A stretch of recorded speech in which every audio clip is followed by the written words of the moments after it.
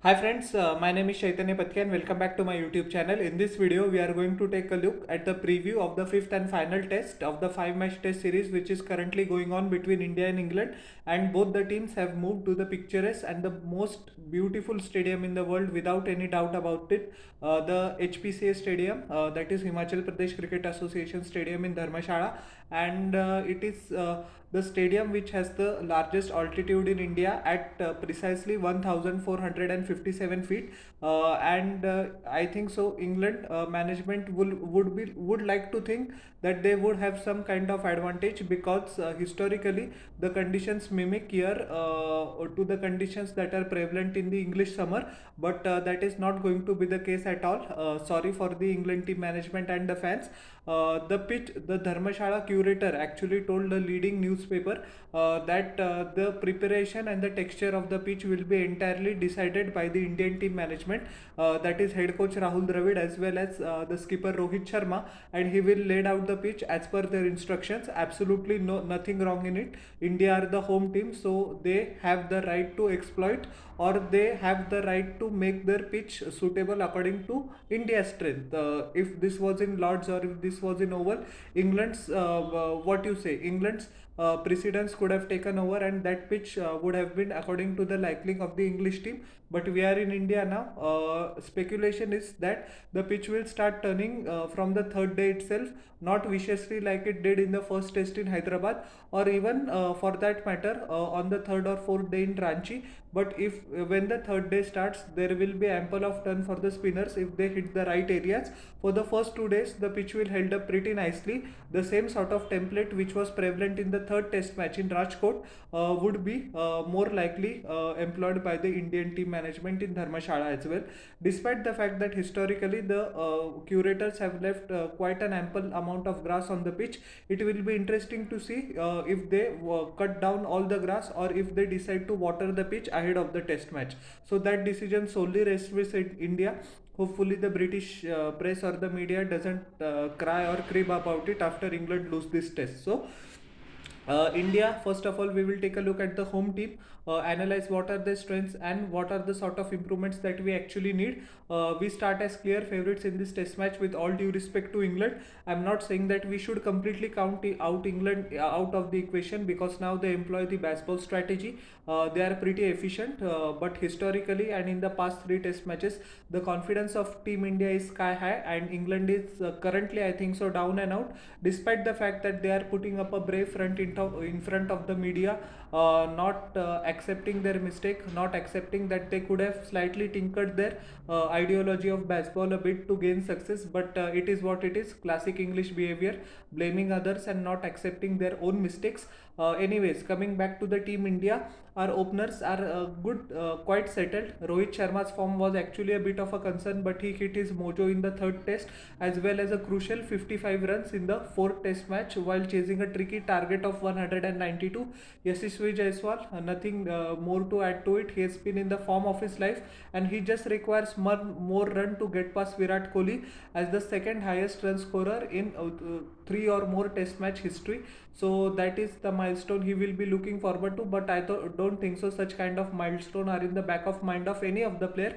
He will be looking to provide India great momentum at the start, which he has been doing consistently for the past four test matches. The welcome form, the timely regaining of form of Shubman Gill is also a positive sign for Team India. Virat Kohli, as we know, is not going to take part in this test match as well. Due to the birth of his son, he has decided to stay with his family. No issues at all. The main conundrum for Team India is the form of Rajat Patidar. Actually, he averages in the high 40s in the first class cricket, but in the six test innings that he's played and the three test matches, due to his lack of foot movement, lack of runs, and lack of confidence, he has been found completely out of place. Now we have to remember the fact that KL Rahul has travelled to London for his quadricep.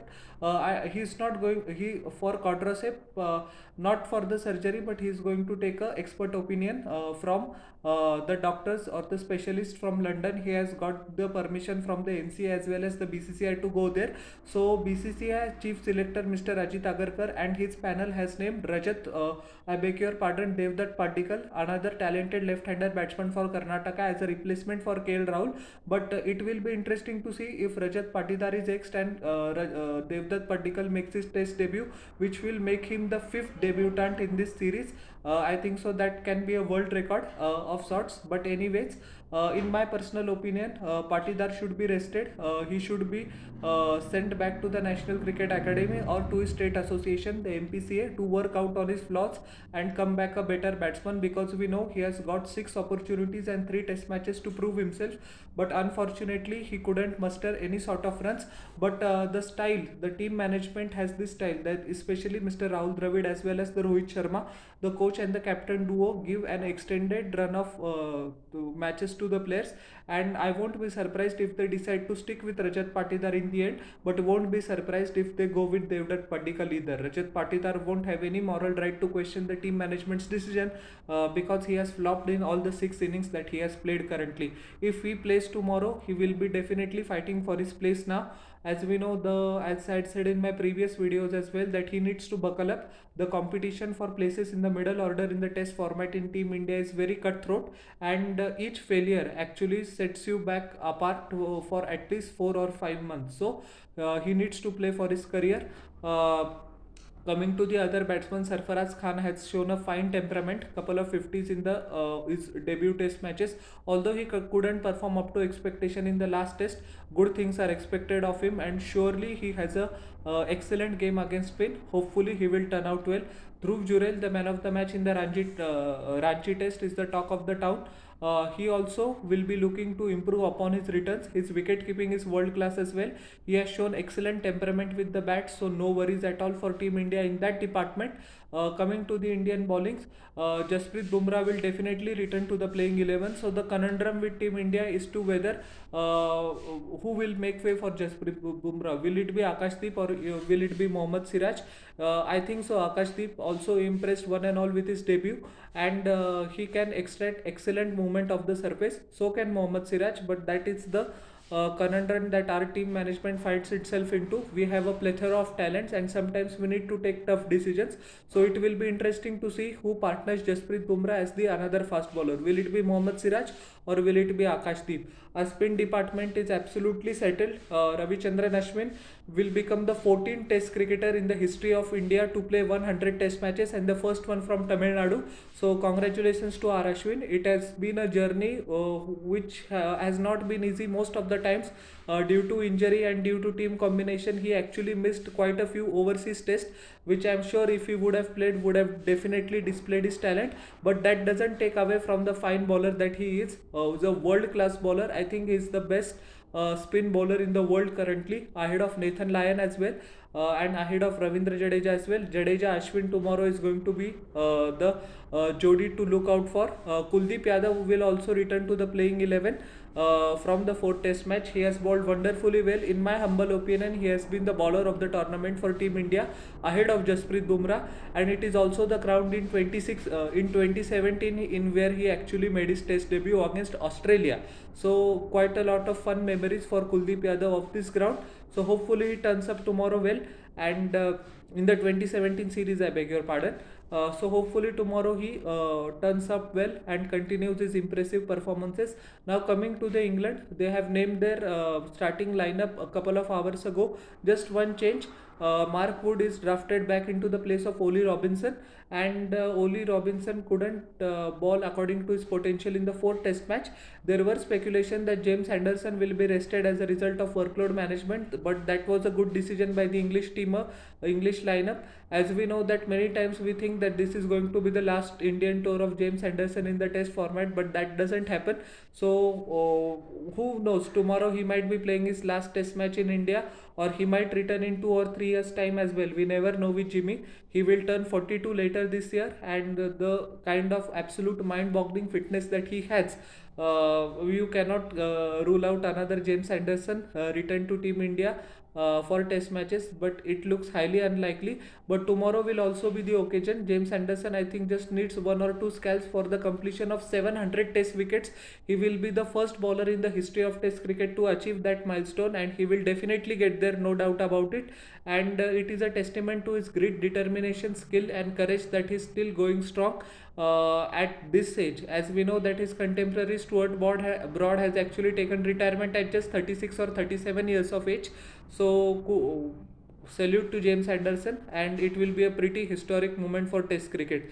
As we know that only two bowlers in test history have taken more than 700 wickets, the late great Shane Warne at 708, as well as Muthaiya Muralidharan exactly at 800. So lots of milestones for tomorrow. It will be a milestone test match for Johnny Bairstow as well.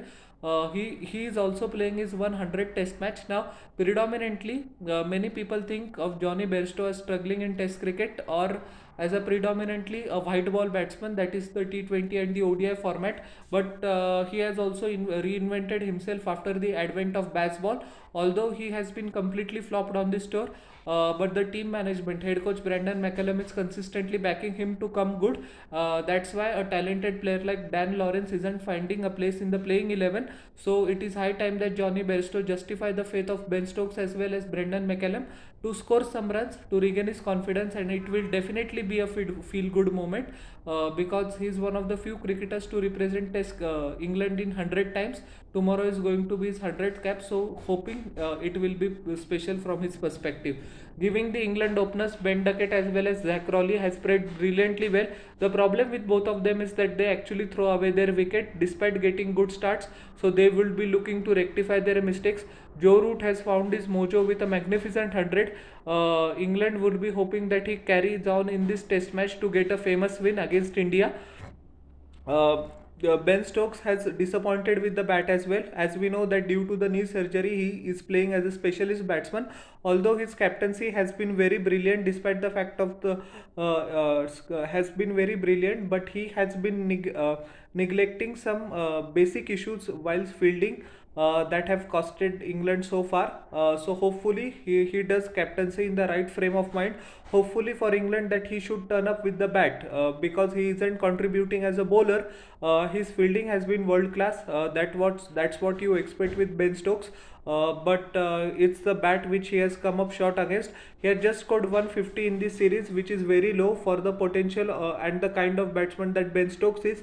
But he has absolutely no answer to the brilliance of Ravindra Jadeja as well as Jasprit Bumrah. So he will be looking to turn up tomorrow to make a memorable tour. Ben Fox has been excellent behind the wickets. He has contributed with the bat as well. Rehan Ahmed, as we know, on the eve of the fourth test match due to a family emergency, he flew back to England. So Shoaib Bashir is going to be there. Tom Hartley is going to be there. Tom Hartley is actually the highest wicket taker in this series. He has performed excellently well for a guy who has very limited first class experience, and this is the first tour of India. He has impressed one and all. So both Shoaib Bashir as well as Tom Hartley will be looking to finish this tour on a high, and yeah, promises to be an enticing test match. Jasprit Bumrah returns, so advantage India. And even if Jasprit Bumrah, with all due respect, wasn't playing, India was favourite in this test match series in the final test at Dharmshala, I beg your pardon. But now that Jasprit Bumrah has come back, India's prospects have increased even more. So how did you like my analysis of this game, the preview of this game? Please tell me in the comment section below, and don't forget to like, share and subscribe to my channel and press the bell icon for further notifications. We'll meet in the next video. Till then, bye.